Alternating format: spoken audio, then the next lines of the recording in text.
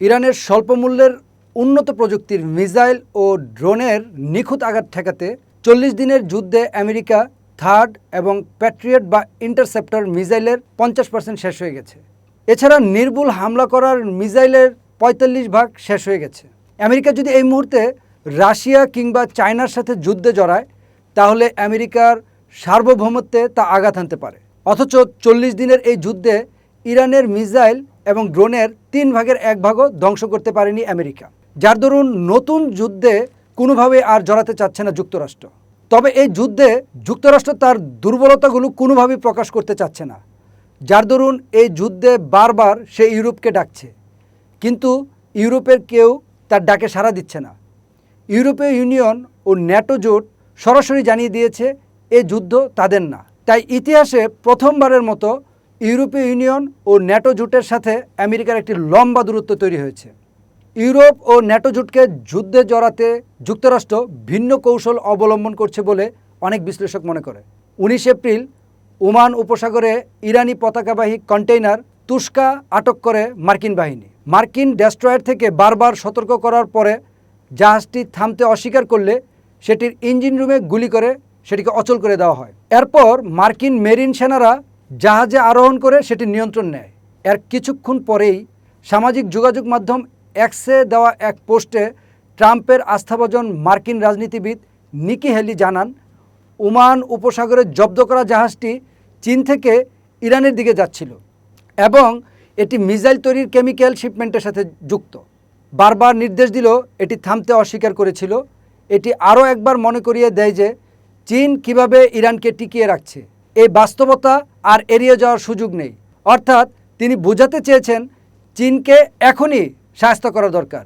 এছাড়া যুক্তরাষ্ট্র একটি নতুন ন্যারেটিভ তৈরির চেষ্টা করছে। যুক্তরাষ্ট্র ইউরোপকে বোঝাচ্ছে তোমরা আমাকে সাহায্য করছো না, কিন্তু চীন ও রাশিয়া ইরানকে সাহায্য করছে, তাই তোমরা এখনই যুদ্ধে শরিক হও। কিন্তু চীন এর তীব্র নিন্দা জানিয়ে একে মিথ্যা ন্যারেটিভের সাথে তুলনা করেছে।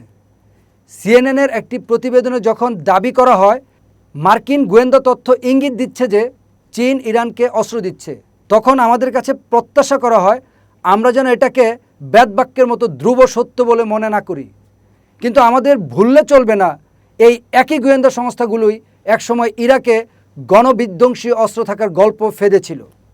ভুল তথ্য ও বিভ্রান্তি ছড়ানোর ইতিহাস তাদের বেশ পুরনো।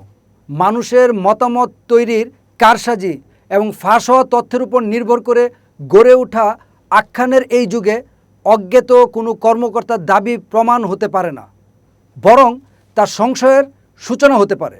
সম্প্রতি পশ্চিমা সংবাদ মাধ্যম ও গোয়েন্দা মহল থেকে চেনা একটি সুর বারবার শোনা যাচ্ছে। দাবি করা হচ্ছে যুক্তরাষ্ট্র ও ইসরায়েলের সঙ্গে সংঘাতের সহায়তার জন্য চীন ইরানকে অস্ত্র সরবরাহ করছে বা করার প্রস্তুতি নিচ্ছে।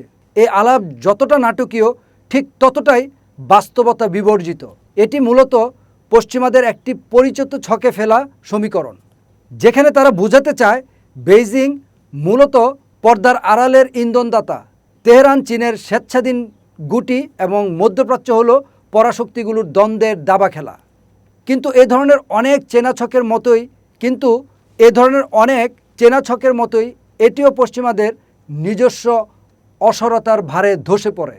ইরানকে চীনের অস্ত্র দেওয়ার অভিযোগটি যে শুধু ভিত্তিহীন তাই নয়, বরং এটি বেইজিংয়ের ঘোষিত নীতি, বৈশ্বিক সংঘাতের তাদের ধারাবাহিক আচরণ এবং কৌশলগত স্বার্থের সঙ্গে একেবারেই সাংঘর্ষিক।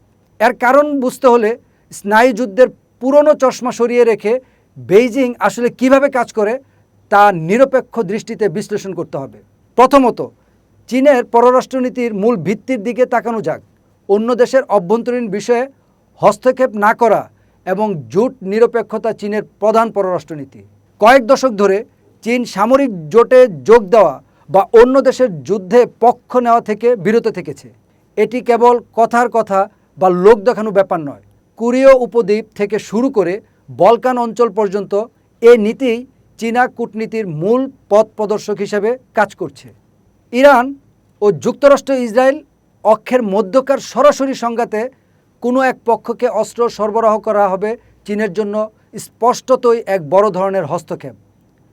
4 দশক ধরে ঠিক এই ধরনের ঝামেলাই এড়িয়ে চলছে চীন। ফলে এই ধারণা 1980 পরবর্তী চীনের পররাষ্ট্রনীতির ডিএনএর সম্পূর্ণ পরিপন্থী।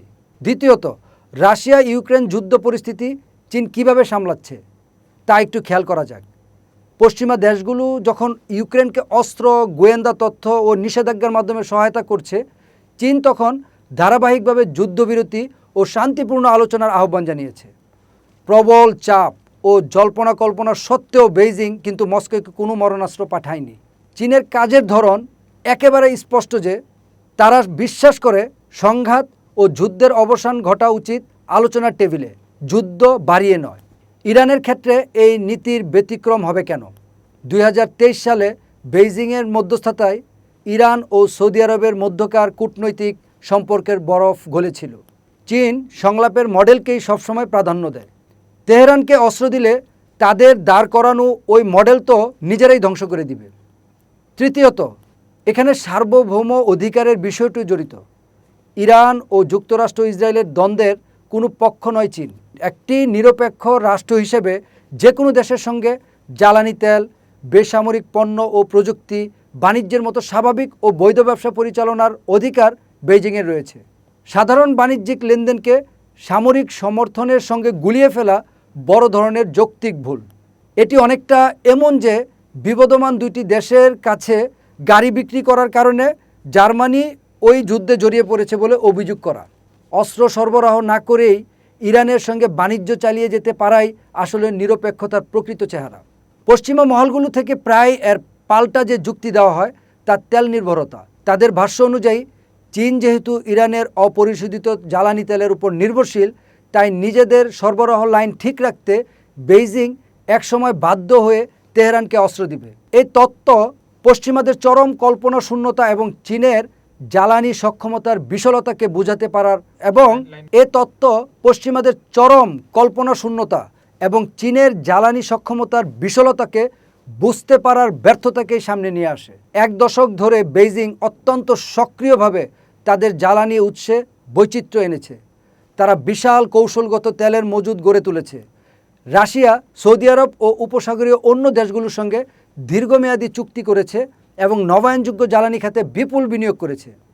চীন ইরানের তেলের কাছে জিম্মি নয়, বরং তারা বহু বিকল্প হাতে থাকা এক সুচতুর জ্বালানি ক্রেতা। কোনো একটি নির্দিষ্ট দেশের উপর নির্ভর করার দিন চীনের জন্য এখন অতীত। আরেকটি মুখরোচক তথ্য রয়েছে যে চীনা মুদ্রা ইউয়ানে ইরানের তেলের দাম মেটানোর যে ইচ্ছা, তা মূলত চীনকে তাদের সামরিক দ্বন্দ্বে টেনে আনার একটি ফন্দি। এটি আসলে ইরানের উদ্দেশ্য ও চীনের মানসিকতা উভয় ক্ষেত্রে একটি বড় ভুল বোঝাবুঝি। এই পেট্রো ইউয়ান মূলত মার্কিন ডলারের একচ্ছত্র আধিপত্যের বিরুদ্ধে একটি আর্থিক সুরক্ষা কবচ, সামরিক সাহায্যের কোনো আহ্বান নয়। সবচেয়ে লক্ষণীয় বিষয় হলো চীন কিন্তু এর জবাবে কোনো রণতরী বা ক্ষেপণাস্ত্র পাঠায়নি। তারা কেবল স্বাভাবিক ব্যবসা চালিয়ে যাওয়ারই চেষ্টা করছে। এই ধরনের ঘোষণাকে সম্পূর্ণ তুচ্ছতাচ্ছিল্য করে বেনামি গোয়েন্দা তথ্য আঁকড়ে ধরে বসে থাকা কোনো মতেই সাংবাদিকতা নয়, বরং এটি স্রেফ কোনো পক্ষের হয়ে ওকালতি করা। যে কোনো ষড়যন্ত্র তথ্যের চেয়ে সত্য আসলে অনেক সহজ, আর সেটি হলো ইরানকে অস্ত্র দেওয়ার কোনো ইচ্ছাই চীনের নেই। এটি করলে তাদের লাভের চেয়ে ঝুঁকিই বেশি এবং তা তাদের নিজেদের নীতিরও ঘোর পরিপন্থী।